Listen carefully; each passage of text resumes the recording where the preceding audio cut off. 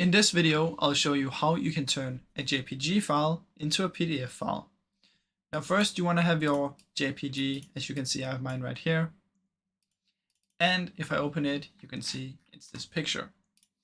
Now then what I want to do is I want to head over to ilovepdf.com, and from in here I want to select the JPG to PDF. In here I want to press on select and I want to choose my file. So let's find it. I have it right here.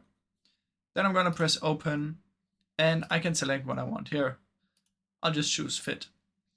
Then I can choose which one of these and convert to PDF. Now when I press the download button, as you can see, it will now be a PDF file and I can open it as a PDF. So that's basically how you can convert the JPG files into a PDF file. Now I really hope you enjoyed this video, and if you did, please leave a like and subscribe, as it helps me out a ton. Thank you so much for watching.